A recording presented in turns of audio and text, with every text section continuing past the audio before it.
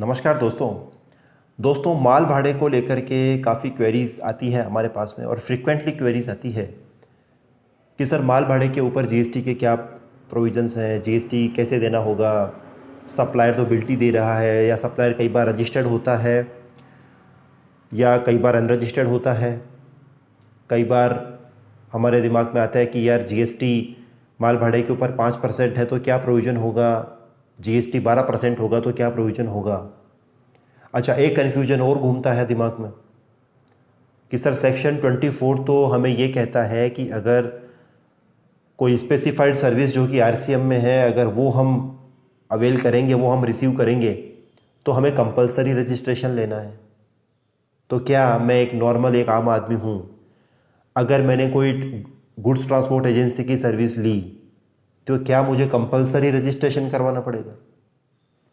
या फिर मेरा कोई छोटा सा बिजनेस है जिसमें मैंने कोई जीटीए की सर्विस ली, मैं जीएसटी में रजिस्टर्ड नहीं हूँ क्योंकि मैं 40 लाख से नीचे व्यापार करता हूँ, तो क्या इसके बावजूद मुझे, चूँकि मैंने आरसीएम की सर्विस रिसीव करी है, तो क्या मुझे कंपलसरी रजिस्ट्रेशन कराना पड़ेगा? अच्छा, एक सवाल और आता है कि सर जो एग्रीकल्चरल प्रोड्यूस है, राइस हो गया या फिर जो साल्ट है या जो अदर मटेरियल्स हैं, फूड ग्रेन्स हैं, क्या इनके ऊपर भी आरसीएम अप्लीकेबल है? तो इन तमाम प्रश्नों के जवाब देने के लिए हमने सोचा कि एक वीडियो जारी करके आपके समक्ष लाया जाए ताकि ये सारे डाउट्स जो है हम आपके क्लियर कर सकें। तो दोस्तों, आरसीएम को समझने के लिए सबसे पहले तो मैं आपको बताऊं कि आरसीएम है क्या। दोस्तों, आरसीएम होता है रिवर्स चार्ज मैकेनिज्म। कोई ज़्यादा उसमें कोई रॉकेट साइंस नहीं है। जीएसटी में सप्लायर जो होता है उसी को कहा गया है कि भैया आपको ही तो टैक्स का पेमेंट करना है और आप ही को सारी कंप्लायंसेस करनी है। जो सप्लायर होता है वही सारी कंप्लायंस करता है। लेकिन रिवर्स चार्ज में जस्ट अपोजिट होता है। सप्लायर कंप्लायंसेस नहीं करता, जो रिसिपिएंट होता है वो कंप्लायंसेस करता है और वही टैक्स का पेमेंट करता है। Section 9 subsection 3 CGST act 2017 section 9 subsection 3 services को लेकर के बताता है कि जो स्पेसिफाइड सर्विसेज हैं उनके ऊपर आरसीएम पे करना पड़ेगा रिसिपिएंट को। और स्पेसिफाइड सर्विस कहाँ पे है? स्पेसिफाइड सर्विसेज हैं notification number 13/2017, central tax rate का नोटिफिकेशन 13/2017, और उसकी जो पहली एंट्री है उसमें हमें मिलता है जीटीए सर्विसेज, जो स्पेसिफाइड किया गया है कि अगर कोई जीटीए सर्विस को रिसीव करेगा तो जो रिसिपिएंट होगा वही टैक्स की कंप्लायंस करेगा और उसी को टैक्स का पेमेंट करना है। अच्छा, साथ में इनपुट का भी बता दिया कि भैया आप अगर आरसीएम में पे करोगे तो आप इनपुट ले सकते हो। अब यहाँ पे फिर एक सवाल आता है कि सर मैंने जीटीए की सर्विस तो अप्रैल के महीने में ली थी, तो जब मैं अप्रैल की 3B फाइल करूँगा मई में, तो मैं वो कब करूँगा? मतलब आरसीएम का पेमेंट तो मैं 3B में फाइल कर दूंगा, 3B में मैं पेमेंट कर दूंगा। तो जो आरसीएम की इनपुट है वो मैं किस महीने में लूँ? जून में लूँ या उसके आगे लूँ या फिर मई में ही ले लूँ? तो दोस्तों, इसके बारे में हम बहुत क्लियर हैं कि आप मई के महीने में जो 3B, अप्रैल की 3B जो मई में फाइल कर रहे हो, उसी महीने में आप आरसीएम की भी जो आईटीसी ले सकते हो अगर आपने उसका पेमेंट कर दिया है तो। यानी कि जिस महीने में आपने सर्विसेज रिसीव की, स्पेसिफाइड सर्विस रिसीव की, जीटीए की सर्विस रिसीव की और आपने 3B फाइल करते टाइम उसका पेमेंट कर दिया, तो उसी 3B में आप आईटीसी भी क्लेम कर सकते हो रिवर्स चार्ज हेड में जाके। अब दोस्तों, बात आती है कि सर ये एग्जम्पशन किसको दिया हुआ है? कोई एग्जम्पशन है क्या इसमें कि हम तो जैसे छोटे व्यापारी हैं तो हमें कोई एग्जम्पशन है क्या? या भैया हम तो कोई गवर्नमेंट एम्प्लॉई हैं, या जब हमारा ट्रांसफ़र होता है तो हम हमारे माल का मूवमेंट करते हैं। सपोज मान लीजिए कोई बंदा दिल्ली में गवर्नमेंट ऑफिसर है, उसका कलकत्ता ट्रांसफ़र हो जाता है, तो वो तो अपने घर के सारे सामान को लेकर के और वो जीटीए की सर्विस रिसीव करेगा और उसको कलकत्ता लेके जाएगा।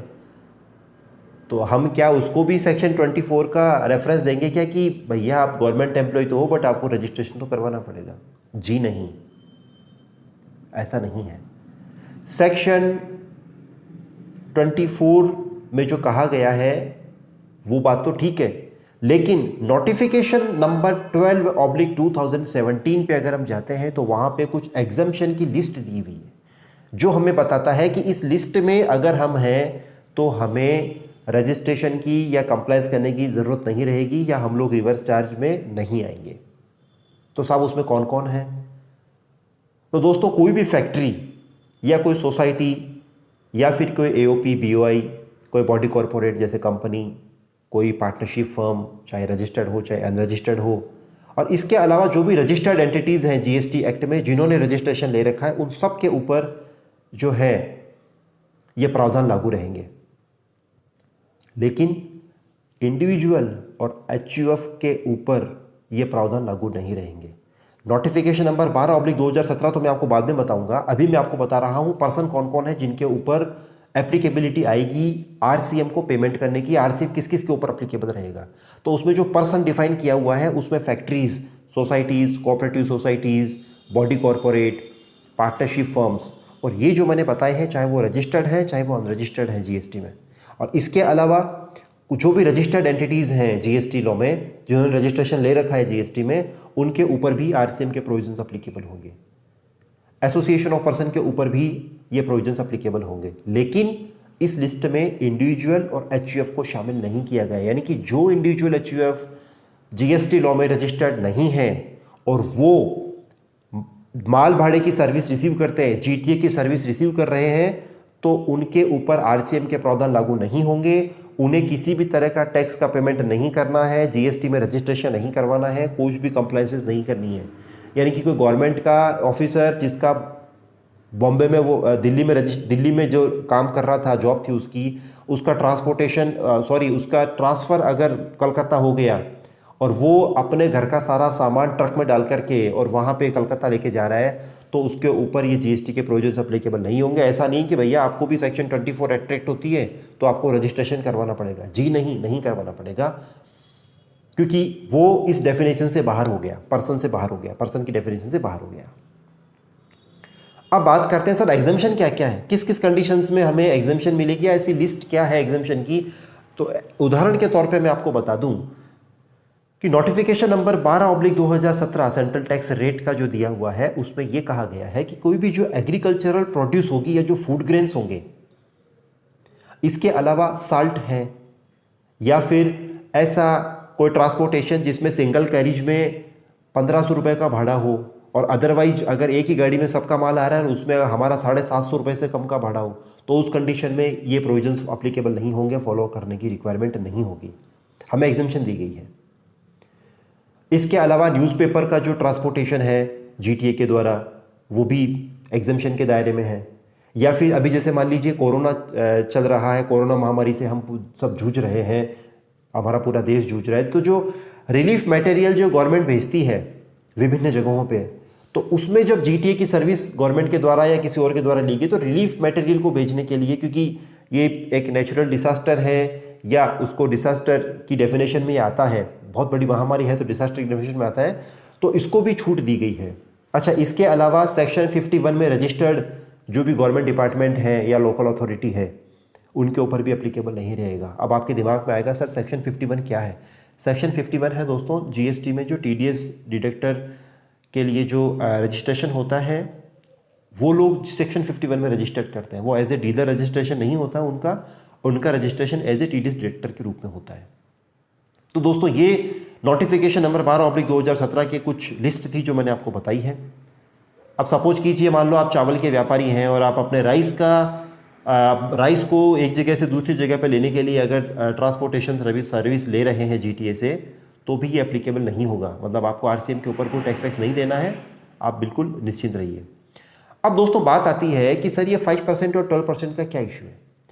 दोस्तों ट्रांसपोर्ट जो यूनियन है, जीटीए जो बिजनेस मैन है, उन्होंने मिल करके गवर्नमेंट को ये कहा कि सर हम जब ट्रक परचेज करते हैं या फिर हमारे भी कुछ कैपिटल एक्सपेंडिचर होते हैं जिनके ऊपर हमें जीएसटी दे करके आना होता है,